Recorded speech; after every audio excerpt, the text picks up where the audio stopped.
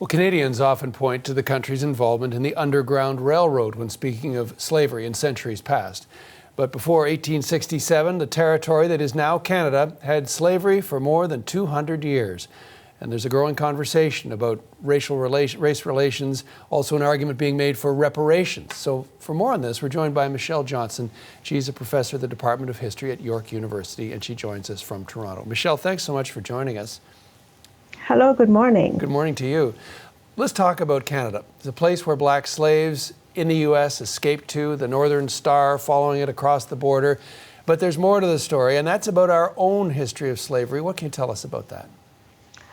Very quickly, the Underground Railroad is often the icon that people think about when they think about slavery in Canada, Canada as haven. But there is a history of slavery in Canada that we can trace as far back historically as 1628, when the first enslaved child was sold in Canada. His name was Oliver Lejeune. By the mid-1750s, there were nearly 4,000 enslaved persons in Canada. About a third of them were African. And by the 1834, when slavery finally ended in Canada, thousands of people had been enslaved in this country. So why don't Canadians know that story as well as they know the other aspects of the history of slavery? Well, for a number of reasons. The United States has been the center of a lot of conversations about slavery, although if you look at the historical record, they actually received a smaller proportion of the enslaved who were taken out of Africa. The second thing is that because no large plantations developed here, there is a sense that there was no slavery here, that Canada's only relationship with slavery was as a place of receipt of persons who were escaping slavery. So there's been a silencing and, more importantly, perhaps even an erasure of that reality from the historical record. So reparations are brought up in the U.S. context to make up for the past injustices, to make up for those years of enslavement, of free labor and all that African Americans suffered. So what about in this country? You spoke about those 4,000 slaves. Was there, yes, is there a case for reparations here? Absolutely. And I'd like to widen the definition of reparations beyond enslavement, because reparations is really about reparative justice. So if we think about it on an individual level, there were persons who are now the descendants of those enslaved persons who were in Canada through New France, through British North America, promises made to Black loyalists and the refugees of the War of 1812 that were not kept. There are communities like those in Africville, Nova Scotia, that was razed. Hogan's Alley, British Columbia, was razed. But perhaps more importantly, this is an opportunity to address systemic issues in education, in employment, in housing, and of course in justice, where there have been so many reports, so many recommendations. It is time to move to action.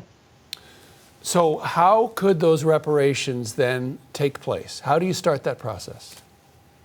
That process has to begin with the communities involved. There is an example, a small example I might point to. Back in a couple of years ago, there was in Nova Scotia, the Home for Colored Children came under scrutiny. It had been open since 1921, closed only in the 1980s.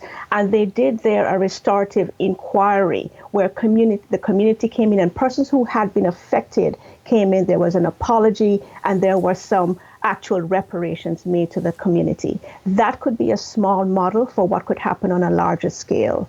It is time for the federal government to stop talking, the provincial governments to stop talking, and to take the recommendations that have come out of multiple reports and to apply them legislatively, policy, to make sure that persons are no longer affected by the incredible barriers, the silent barriers in Canada that people of African descent face. And how would you determine who should be eligible for those reparations? Well, if it is done systemically, then there is no question of who. For example, we are now witnessing in the Peel Board, in the Education Board, questions about systemic anti-Black racism, which is applied to Black students. If things are done systemically, where anti-racism is applied as a lens, as a practice, all throughout the system, then there's no need to talk about who would necessarily benefit individually.